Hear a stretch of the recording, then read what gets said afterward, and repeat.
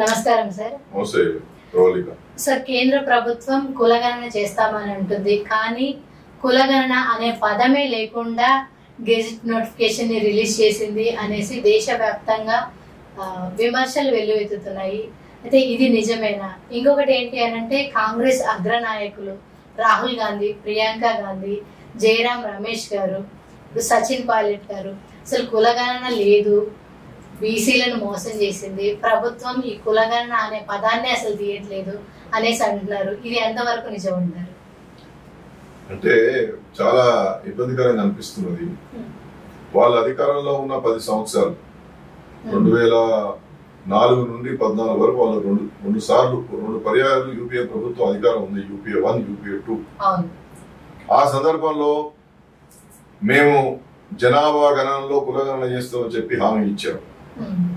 2010 మే నెలలో నిండు పార్లమెంట్ లో ఆనాటి హోంమంత్రి గారు చిదంబరం గారు, మేము జనాభా గణనలో కులగణన చేయబోతున్నాం 2011లో అని చెప్పినారు.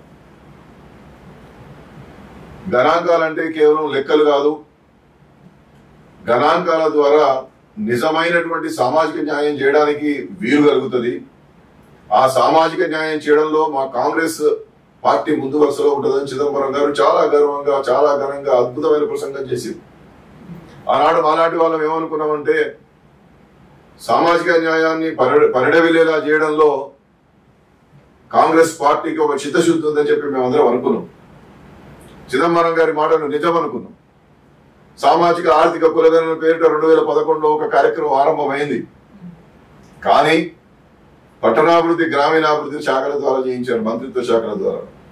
అప్పుడే మేము అడిగినాం, ఇది రిజిస్టర్ జనరల్ సెన్సస్ కమిషనర్ గారి ద్వారా చేయించడం లేదు, మినిస్ట్రీస్ ద్వారా చేయించేది గణన ఎట్లా అవుతుంది, సెన్సస్ ఎట్లా అవుతుంది, అది సర్వే అవుతుంది కదా అని చెప్పి ఆనాడు ఉన్నటువంటి మా నాయకులు అందరం కూడా ఆనాటి ప్రైమ్ మినిస్టర్ మన్మోహన్ సింగ్ గారిని కలిసి ఒక రిప్రజెంటేషన్ ఇచ్చాం. ఇది సర్వే పరిధిలోకి పోతుంది, ఇది సెన్సస్ కాదు అని. కానీ లేదు, మేము సోషియో ఎకనామిక్ కాస్ట్ సెన్సస్ అని చెప్పాము, మేము ప్రత్యేకంగా చేస్తున్నాం, కేవలం నోడల్ ఏజెన్సీసే, తర్వాత దాన్ని రిజిస్టర్ జనరల్ గారికి ఇచ్చి సమగ్రంగా అధ్యయనం చేయిస్తాం, ఇది సెన్సస్ అని చెప్పి ఆనాడు ఆ ప్రభుత్వం చెప్పడం జరిగింది. కానీ ఆ విధంగా సెన్సస్ కమిషనర్ ద్వారా ఏమీ చేయలేదు. పట్టణాభివృద్ధి, గ్రామీణాభివృద్ధి శాఖలే చేశాయి. 5,000 కోట్లు ఖర్చు పెట్టారు. పట్టణాభివృద్ధి శాఖకు, గ్రామీణాభివృద్ధి శాఖకు మధ్య సమన్వయం లేదు. ఈ క్వశ్చనేర్ వేరు, ఆ క్వశ్చనేర్ వేరు. ఇష్టం వచ్చినట్టుగా చేశారు. రాష్ట్రాలకు, కేంద్రానికి పెద్ద ఎత్తున అనుసంధానం లేదు. రాష్ట్ర కుల జాబితాలకు, కేంద్ర కుల జాబితాలకు మధ్య సమన్వయం లేదు. ఎందుకంటే ఓబీసీ జాబితా వేరుంటుంది, రాష్ట్ర జాబితా వేరు ఉంటుంది. రాష్ట్ర జాబితాలో ఉన్నాయని కొన్ని సందర్భాల్లో జాతీయ బీసీ కమిషన్ నిర్ధారించకపోతే కేంద్ర జాబితాలో ఉండవు. కాబట్టి ఇలాంటివన్నీ ఉంటాయని చెప్పి మేము ఆనాడు కేంద్ర ప్రభుత్వానికి చాలా స్పష్టంగా చెప్పిన ఆ సమన్వయమే లేదు. ఎందుకంటే పట్టణాభివృద్ధి శాఖకు, గ్రామీణాభివృద్ధి మంత్రిత్వ శాఖలకి బీసీ రిజర్వేషన్లు, బీసీల శాఖలకు సామాజిక న్యాయ మంత్రిత్వ శాఖ, జాతీయ బీసీ కమిషన్ జాబితా, కేంద్ర జాబితా, రాష్ట్ర జాబితాలకు మధ్య ఉన్నటువంటి విషయాలు వాళ్ళకి అవగాహన లేదు. ఆనాడు ఎన్యూమరేటర్స్ కి ఏది నింపాలి, ఏది నింపకూడదు వాళ్ళకి అవగాహన లేదు. ఏదో ఇచ్చిన సమాచారాన్ని తీసుకుని వెళ్ళిపోయినారు.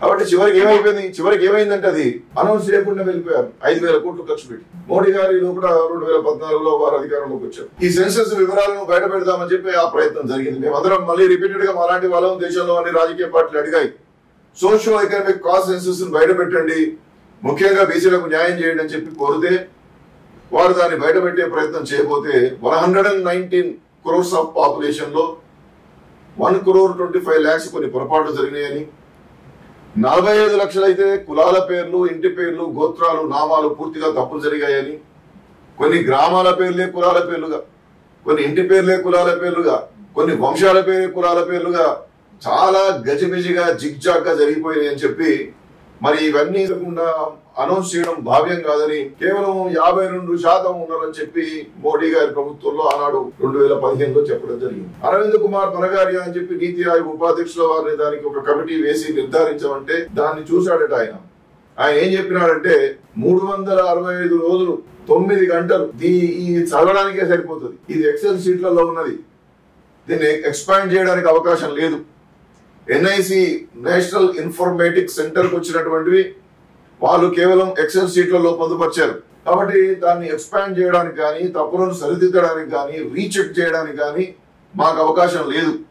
కాబట్టి మేము దీన్ని మా కమిటీ వేసి మమ్మల్ని చేయమంటే మేము ఏమి చేయలేమని చెప్పి ఆనాడు ఈ యొక్క తప్పులను సరిదిద్దడానికి వేసినటువంటి కమిటీ అరవింద్ కుమార్ పరగారియా గారు నేను చేయలేను అని చెప్పి చేతులు ఎత్తి తర్వాత వాళ్ళు రిజిస్టర్ జనరల్ గారికి పంపించినారు. కొన్ని డిపార్ట్మెంట్స్ తోని కొన్ని ఇన్స్టిట్యూషన్స్ ద్వారా దీన్ని అధ్యయనం చేయించే ప్రయత్నం చేస్తే మేము చేయలేమంటే మేము చేయలేమని అందరు చేతులు ఎత్తేసారు.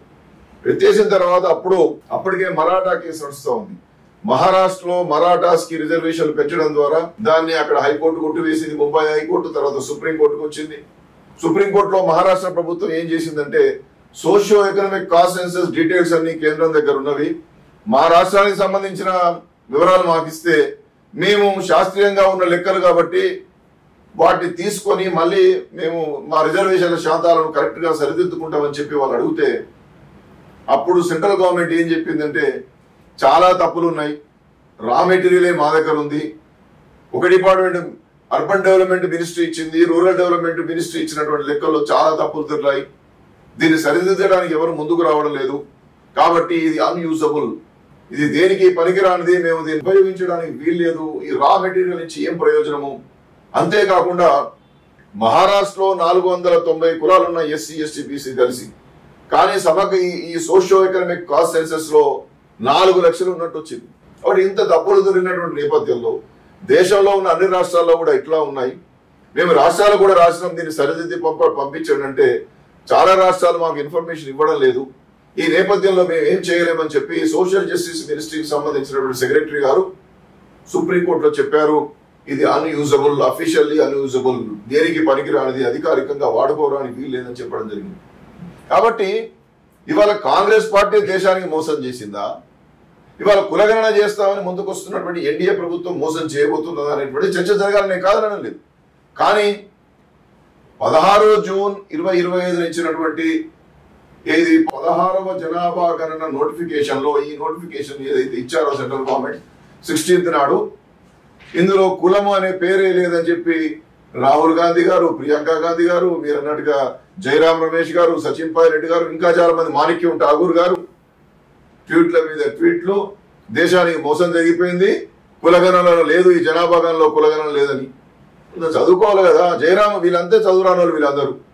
జయరాం రమేష్ గారు పెద్ద ఆయన కదా, జయరాం రమేష్ అంటే కాంగ్రెస్ పార్టీలో ఒక ఇంటెలెక్చువల్, ఆయన కొంత దీన్ని స్టడీ చేయాల్సిన అవసరం ఉండే కదా.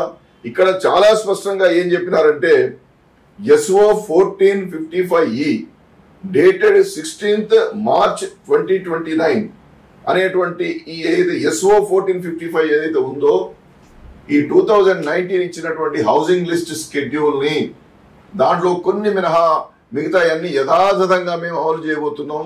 ఈ SO 1455 ని మళ్ళీ రిస్టోర్ చేస్తున్నాం అనేటువంటి విషయాన్ని ఈ యొక్క జీవోలో ఈ యొక్క గెజెట్ నోటిఫికేషన్ లో చాలా స్పష్టంగా చెప్పారు.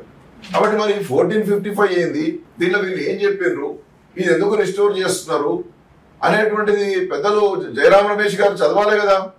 1455 లిస్ట్ లో ఏముంది అనుకుంటున్నారు, కాలం 13 లో కాస్ట్, సబ్ కాస్ట్, క్లాన్, గోత్ర అని ఉన్నది. అంటే ఏంది, మళ్ళీ మేము అంటే ఈ 1455 హౌసింగ్ లిస్ట్ షెడ్యూల్ అమలు చేస్తున్నాం అంటే 13 కాలంను కూడా అమలు చేస్తున్నట్టే కదా. అంటే కులము, ఉపకుల, ఉపనామము, గోత్రము, వంశము అన్ని స్వీకరించబోతున్నాం అని చెప్పినట్టే కదా. కాబట్టి ఏదైతే కేంద్ర ప్రభుత్వము జనాభా గణనలో కులగణన చేస్తామని చెప్పి 30th April 2025 నాడు ఆమోదించిందో, ఆ విధంగానే 15వ తారీఖు నాడు హోంమంత్రి అమిత్ షా గారు ఏదైతే ఈ రిజిస్టర్ జనరల్ ఆఫీస్ లో కూర్చొని రివ్యూ చేసినారో 16వ తేదీన మేము ఇవ్వబోతున్నాం. ఇచ్చేటటువంటి దాంట్లో జనాభా గణనలో కులగణన అనేటువంటిది కూడా ఉంటది. దేశానికి స్వాతంత్రం వచ్చినటువంటి 75 ఏళ్ల తర్వాత మొదటిసారి చేయబోతున్నాం, 1931 తర్వాత మొదటిసారి చేయబోతున్నాం, అంటే 90 ఏళ్ల తర్వాత అనేటువంటి విషయాలు స్పష్టంగా చెప్పినాక కూడా కులం అనే పదమే లేదు ఈ నోటిఫికేషన్ లో అని చెప్పి, నోటిఫికేషన్స్ అన్ని కూడా కొంత లీగల్ టర్మినాలజీలో కొంత వర్డింగ్ అట్లే ఉంటది. వర్డింగ్ అర్థం చేసుకోవాలి. వాట్ ఈస్ 1455 అనేటువంటి అర్థం చేసుకోవాలి కదా. 1455 ని ఈ షెడ్యూల్ ను, హౌసింగ్ లిస్ట్ షెడ్యూల్ ను రిస్టోర్ చేస్తున్నాము అనేటువంటి ఇంత స్పష్టంగా చెప్పిన తర్వాత వచ్చే జనాభా గణనలో కులగణన లేదంటారు. అసలు ఇది ఆరంభం అయ్యేది ఎప్పుడండి, March 1, 2027 లో. 2 సంవత్సరాలు ఎందుకోసము అనేటువంటి ఒక ప్రశ్న అడుగుతున్నారు. ఇది అడిగే ముందు అంతకన్నా ముందే ఇప్పుడు రేపటి నుండి రేపు వచ్చేటటువంటి మంచు పడక ముందే 26లోనే ఈ 25లోనే ఇప్పుడు హిమాచల్ ప్రదేశ్, ఉత్తరాఖండ్, జమ్మూ కాశ్మీర్లో కూడా మేము వెంటనే మొదలు పెడతాం అని అంటున్నాం. ఎందుకంటే ఆనాటికి మంచు పడే సమయానికి చేయలేరు కాబట్టి. అంటే కమిట్మెంట్ ఉన్నట్టే కదా. కాబట్టి దీంట్లో కులము అనేటువంటి ప్రస్తావన లేదు. దేశంలో ఉన్నటువంటి బీసీలను మరొకసారి మోసం చేసిండ్రు అని చెప్పి మీరు మాట్లాడుతారు. మీరు ఇచ్చినటువంటి మాటను 2010లో సక్రమంగా నిలబెట్టుకోకుండా 2011లో మీరు చేసింది సెన్సస్ కమిషనర్ జనాభా గణన చట్టం ఏదైతే ఉందో 1948 ప్రకారం మీరు చేసి ఉంటే 5,000 కోట్లు నష్టం జరిగేది కాదు. ఈ 10 ఏళ్లలో బీసీల జీవితాలు బాగుపడేది. మీరు కదా దేశానికి మోసం చేసింది. కాంగ్రెస్ పార్టీ దేశానికి మోసం చేసి వీళ్ళు ఆరంభం చేయకముందే వీళ్ళు మోసం చేసిందని అంటే ఎట్లా? అంటే క్యాబినెట్ లో అప్రూవ్ చేసినటువంటిది, రివ్యూ చేసినటువంటిది ఏమన్నారు? Cabinet approves caste enumeration in the upcoming census. ఇది అనవసరమైన డాక్యుమెంట్. ఇది గవర్నమెంట్ ఆఫ్ ఇండియా ఇచ్చిన డాక్యుమెంట్. తర్వాత ఏమన్నారు? Population census 2027 to be conducted in 2 phases along with the enumeration of casts. ఇది రాంగ్ కాదు కదా. ఇది ఇచ్చింది ఎప్పుడండి? ఈ 4th June 2025. ఇది 30th April నాడు క్యాబినెట్ కూర్చొని అప్రూవ్ చేసినటువంటిది. ఇవన్నీ పిఏబి ఇచ్చినటువంటిది. ఇవాళ నోటిఫికేషన్ వచ్చింది. దాని ప్రకారం 15th నాడు హోమ్ మినిస్టర్ గారు రివ్యూ చేశారు. హోమ్ మినిస్టర్ గారు ఆర్జీఐ ఆఫీసులో కూర్చొని రివ్యూ చేసి మేము రేపు నోటిఫికేషన్ ఇవ్వబోతున్నాం అని చెప్పారు. దాంట్లో కాస్ట్ సెన్సస్ కూడా ఉంటుందని చెప్పి చాలా స్పష్టంగా హోమ్ మినిస్టర్ గారు రివ్యూ చేసిన తర్వాత చెప్పారు. దాని ప్రకారం నోటిఫికేషన్ వచ్చింది. నోటిఫికేషన్ లో 1455 ఈ ఏదైతే ఉందో దీన్ని ఎస్ఓను మేము రిస్టోర్ చేస్తున్నాం అని చెప్పారు. ఇది చాలా స్పష్టంగా ఉన్నది. ఇంతకన్నా స్పష్టత ఇవ్వాల్సినటువంటి అవసరం ఉన్నది. నువ్వు చేసిన నువ్వు చేయకుండా, నువ్వు చేసింది మంత్రిత్వ శాఖల ద్వారా చేయించి 5,000 కోట్ల ప్రజాధనాన్ని దుర్వినియోగం చేసి ప్రజలకు ఇచ్చినటువంటి మాటను నువ్వు నిలబెట్టుకోకుండా మోసం చేసినటువంటి కాంగ్రెస్ ప్రభుత్వం ఇవాళ ఏదో మంచి చేస్తాం, సెన్సస్ కమిషనర్ ద్వారా చేయబోతున్నాం అని చెప్పి అధికారికంగా ప్రకటించి ముందుకు వస్తున్నటువంటి కేంద్ర ప్రభుత్వాన్ని మీరు ఎట్లా విమర్శిస్తారు? నేను బీజేపీ వాడిని కాదు, కానీ ఈ జనాభా గణనలో కులగణన జరగాలి, ఈ 75 కోట్ల బీసీల యొక్క హక్కులు పరిరక్షించబడాలి, జనాభా తమాషా ప్రకారం వాళ్ళకి హక్కులు రావాలి, అందులో ఉన్నటువంటి సంచార విముక్త కులాలు, భిక్షుక కులాలు, ఇప్పటికి కూడా అభివృద్ధికి నోచుకున్నటువంటి వాళ్ళు, అసలు ఆధునిక అభివృద్ధి ఎట్లుంటుందో తెలియనటువంటి వాళ్ళు, ఆదిమ జీవితాలు గడుపుతున్నటువంటి వాళ్ళు బీసీలలో ఉన్నారు, వలస జీవులు ఉన్నారు. వాళ్ళకు న్యాయం జరగాలంటే ఎవడు ఎట్లా బతుకుతున్నాడో తెలవాలని చెప్పి 30 ఏళ్ళుగా కొట్లాడుతున్నటువంటి వాటిలో నేను కూడా ఉన్నా కాబట్టి ఇవాళ దీన్ని నేను సమర్థిస్తున్నా. ఇచ్చిన హామీ నిలబెట్టుకోకుండా బీసీల ఓట్ల మీద మీరు అధికారంలోకి వచ్చి బీసీలకు మోసం చేసి ఇవాళ చేస్తామన్నటువంటి కేంద్ర ప్రభుత్వం మీద విమర్శలు ఎట్లా చేస్తామండి? చాలా వ్యంగ్యమైనటువంటి విమర్శ చేస్తున్నారు శ్రీ జయరాం రమేష్ గారు. చాలా గొప్ప వర్డింగ్ వాడాడు. ఇప్పుడు నాకు అది జ్ఞాపకం లేదు. కాబట్టి ఇది కాదు, ప్రజలను గందరగోళంలో పడేయడం కాదు ఇవాళ మేము కోరుకుంటున్నది. నువ్వు ఇవాళ నీకు జయరాం రమేష్ గారు మేధావి అయితే 1948 సెన్సస్ యాక్ట్ లో సెక్షన్ 3లో ఏమున్నది? గణన చేయమని ఉన్నది. సెక్షన్ 8లో ఏమున్నది? ప్రశ్నలు అడగమని ఉన్నది. నేనేమంటున్నానంటే సెక్షన్ 3లో గణన చేయమని ఉన్నది కానీ కుల గణన చేయమని లేదు కదా. సెక్షన్ 8లో ప్రశ్నలు అడగమని ఉన్నది తప్ప కులాల వారిగా ప్రశ్నలు అడగమని లేదు కదా. కాబట్టి సెక్షన్ 3లో సెక్షన్ 8లో ఇలాంటి నిర్దిష్టమైనటువంటి సవరణ చేయమని చెప్పి నువ్వు కోరు. మేమందరం నీ ఎంబడి ఉంటాం. ఇవాళ నిజంగా కాంగ్రెస్ పార్టీ చిత్తశుద్ధిగా ఉందంటాం. ఒకవైపు జోడో యాత్ర, న్యాయ జోడో యాత్రలో కాస్ట్ సెన్సస్ కావాలని చెప్పి దేశమంతా తిరిగి డిమాండ్ చేసి వ్యవస్థను నిర్మాణం చేసినటువంటి రాహుల్ గాంధీ గారు చివరకు కులగణన చేస్తూ ఉంటే కులగణన చేయడానికి ముందుకు వచ్చినటువంటి కేంద్ర ప్రభుత్వం మీద అనవసరమైనటువంటి వ్యాఖ్యలు చేస్తున్నాం. వాళ్ళ యొక్క వ్యక్తిత్వాలను, వాళ్ళకు ఉన్నటువంటి కమిట్మెంట్ తగ్గించుకుంటున్నారు. ఇది కాదు సరైనటువంటిది. నేను మొదటి నుంచి కూడా వారు ఎప్పుడైతే కులగణన చేస్తామని చెప్పిండ్రో నేను సెన్సస్ యాక్ట్ లో మార్పులు తీసుకురానని చెప్పాను. ఎందుకంటే ఒక పెద్ద ఆయన ఒక లీగల్ కాన్స్టిట్యూషన్ ఎక్స్పర్ట్ ఏమన్నాడంటే కులగణన గణన చేయమని ఉన్నది కాబట్టి రూల్స్ లో మనం ఫ్రేమ్ చేసుకోవచ్చు. రిజిస్టర్ జనరల్ సెన్సస్ కమిషనర్ ద్వారా హోమ్ మినిస్ట్రీ రూల్స్ లో కులగణన చేయమని చెప్పి రాసుకోవచ్చు అనేటువంటి మాట ఒక ఆయన చెప్పాడు. చెప్తే నేను ఆయనకి ఎప్పుడు మాట్లాడినంటే మీరు ఒకసారి ఢిల్లీ లాస్ కేస్ 1951 చదివారా అని అడిగాను. ఎందుకంటే మరి రాజ్యాంగ నిపుణుడివి చాలా గొప్పగా మరి ఎందుకంటే ఇక్కడ పెద్ద సెమినార్ లో మాట్లాడినాడు ఆ పెద్ద ఆయన. మాట్లాడిన తర్వాత మీరు 51 లాస్ జడ్జిమెంట్ చదివినా, ఢిల్లీ లాస్ జడ్జిమెంట్ చదివినారా అన్న నాకు అవగాహన లేదు, ఒకసారి చదవండి అన్నాను. అప్పటికప్పుడే నేను దాన్ని నా ఫోన్లో కొట్టేసి గూగుల్ ద్వారా సేకరించి ఇచ్చాను. అది చదివాడు. ఏమన్నా సార్ ఏమర్థం చేసుకున్నారు అన్నా అంటే ఆయన ఏమన్నాడంటే, చట్టంలో ఉన్నటువంటి దానికి రూల్స్ ఇవ్వవచ్చు కానీ చట్టంలో లేనటువంటి దాన్ని రూల్స్గా మార్చలేము. అంతేగా సార్? మరి నువ్వు సెన్సస్ యాక్ట్లో కులము అనేటువంటి పేరు లేకుండా కులము అనేటువంటి దాన్ని ఎట్లా ప్రశ్న అడుగుతావు? నువ్వు కులం అనేటువంటిది కనుక సెక్షన్ 3లో నువ్వు పెట్టించగలిగితే సెక్షన్ 8లో కులం మీద ప్రశ్నలు అడగడానికి అవకాశం ఇస్తే ప్రశ్నలు అడుగుతారు. చట్టబద్ధంగా రాజ్యాంగబద్ధంగా ఉంటుంది.